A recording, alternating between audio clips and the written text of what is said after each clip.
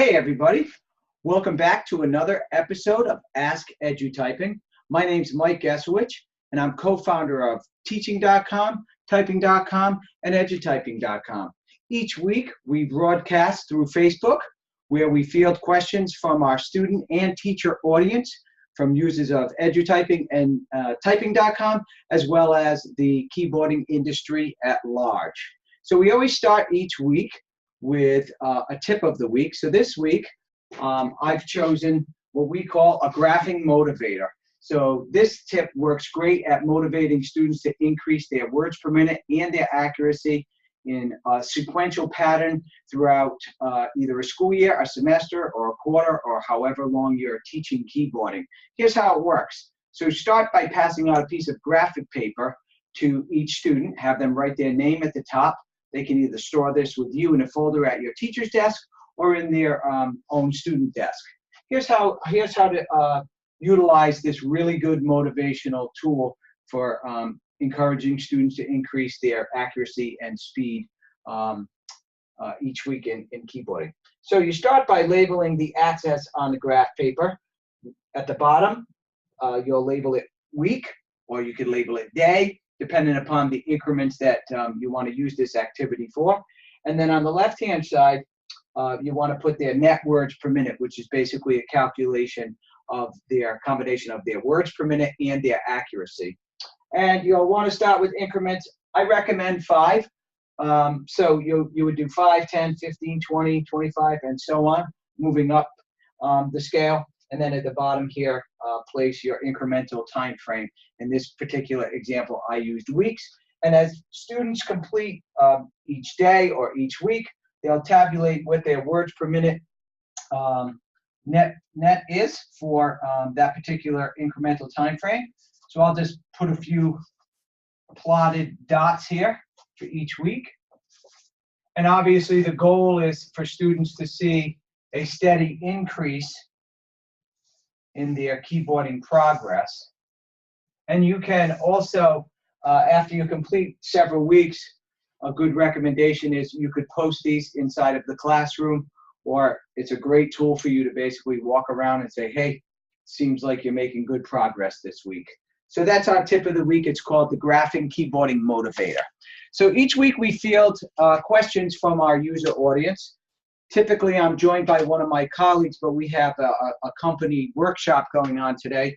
So I'm flying solo, so I'm going to read the questions and then answer each one of them. First question comes from Jackie from Maryland, who asks, do you have any good advice on how best to help students to remember their passwords? My recommendation, depending upon what software you're using, in this case, I'll assume it's either Typing.com or Edutyping. Best thing is that you have students use a default password that you assign, and then have them create their own password using some type of memory indicator, whether it's the last couple digits of a phone number, or social security number, a pet's name spelled backwards, as long as they make the password meaningful to them, but secretive to them as well, so nobody else could obviously guess the password.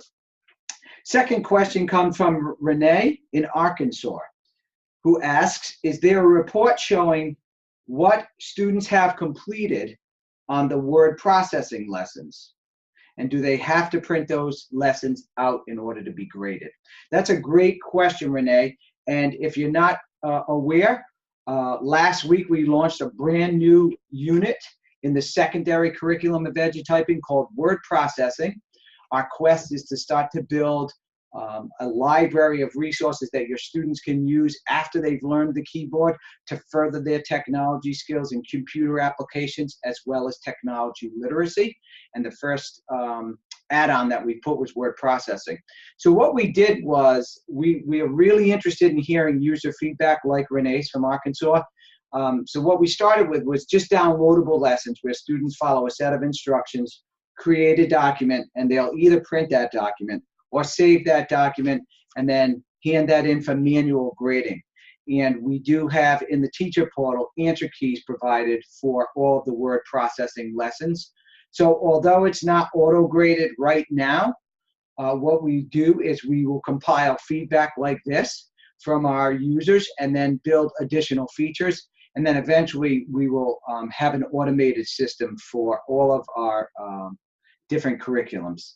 But that will come in time. So for right now, to answer your question, Renee, yes, you will have to have your students either print those or submit those electronically for grading. But again, the answer keys are provided for you inside of the teacher portal. And we have time for one more question. This comes from Matthew in New York. How does a laptop keyboard affect typing speed? That's a great question, Matthew. And one of the things you'll note from a Mac or a PC or a laptop or a virtual keyboard like on an iPad is that they all do have a slightly different feel and a slightly different size. So my recommendation is that you stick with the same set of devices. And you'll notice that your efficiency on the keyboard, both accuracy and speed, will stay consistent. Switching from, say, a MacBook Air to a laptop, a PC, a Windows-based laptop, to then a desktop system is very similar, and you should not see much of a difference in your accuracy and speed when it comes to keyboarding. But just like any tool that we use, those that we're most familiar with, we're just going to be able to handle better, and in this case, with the keyboard. So thanks for tuning in this week to #AskEdutyping. Please submit your questions. We do our very best to answer them on our Facebook show, but if we don't get to them, we will respond to you via email. And you can reach us at Facebook at #AskEdutyping, and as well as through Twitter and Instagram. So thanks again for tuning in, folks. Happy keyboarding, and we'll see you next week.